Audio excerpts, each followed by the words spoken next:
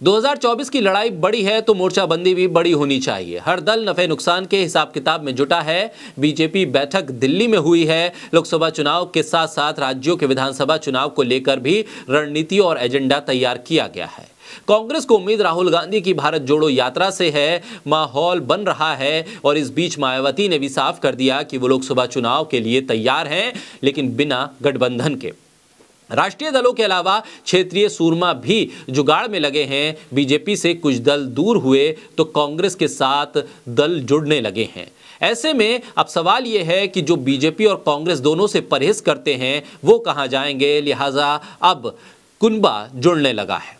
बोलता हिंदुस्तान पे मैं हूं आपके साथ मिर्जा शाकिर अली बेग। तेलंगाना के सीएम चंद्रशेखर राव की दावत पर दिल्ली के सीएम अरविंद केजरीवाल, पंजाब के मुख्यमंत्री भगवत मान, केरल के सीएम पिनरई विजयन और समाजवादी पार्टी के अध्यक्ष पूर्व मुख्यमंत्री अखिलेश यादव के साथ साथ सीपीआई के नेता डी राजा अब पहुंच गए हैं हैदराबाद।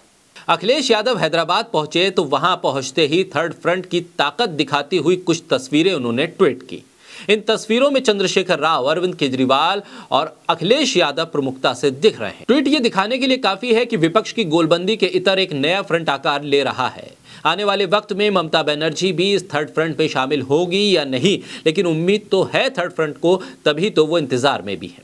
जिन 8 दलों को कांग्रेस पार्टी ने भारत जोड़ो यात्रा के समापन का न्योता नहीं दिया है, उन पार्टियों में भी कई दल ऐसे हैं जो इस फ्रंट का हिस्सा बन सकते हैं। केसीआर के साथ जुट रहा है अलग अलग राज्यों के छत्रपों का ये समूह बीजेपी से कहीं ज्यादा कांग्रेस के नेतृत्व के लिए मुश्किल खड़ी कर रहा है।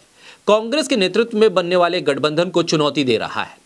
वहीं जानकार ये बताते हैं कि राहुल गांधी की भारत जोड़ो यात्रा के सफल होने के बावजूद अगर विपक्षी एकता कांग्रेस की लीडरशिप में नहीं होती है और कोई थर्ड फ्रंट बन जाता है तो फिर राजनीतिक तौर से कांग्रेस के लिए 2024 की लड़ाई और मुश्किल हो जाएगी। कांग्रेस के खिलाफ सियासत करने वाले कई और नेता और पार्टियां इस फ्रंट में शामिल हो सकती हैं। अखिलेश यादव की कोशिश है कि आरएलडी को भी इस फ्रंट में शामिल किया जाए। साथ ही हरियाणा से ओम प्रकाश चौटाला को भी इस फ्रंट में शामिल करने की कोशिशें हो रही हैं। इस फ्रंट में ओम प्रकाश चौटाला का या जयंत चौधरी का एक साथ आना मुश्किल है। इनमें से कोई एक ही इसमें शामिल हो सकता है, ठीक उसी तरह जैसे ममता बनर्जी या लेफ्ट में से कोई एक ही इस गठबंधन का हिस्सा हो सकता है।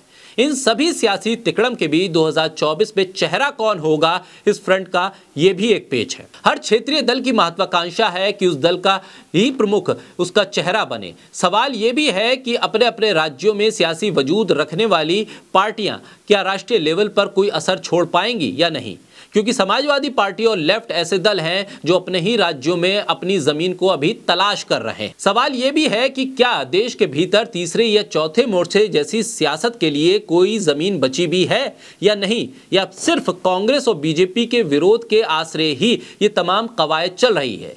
जानने वाले तो ये भी बताते हैं कि चुनाव से पहले बनने वाले तीसरे या चौथे मोर्चे की संभावनाओं के बीच बीजेपी की राह आसान और कांग्रेस के लिए मुश्किल लाजमी है।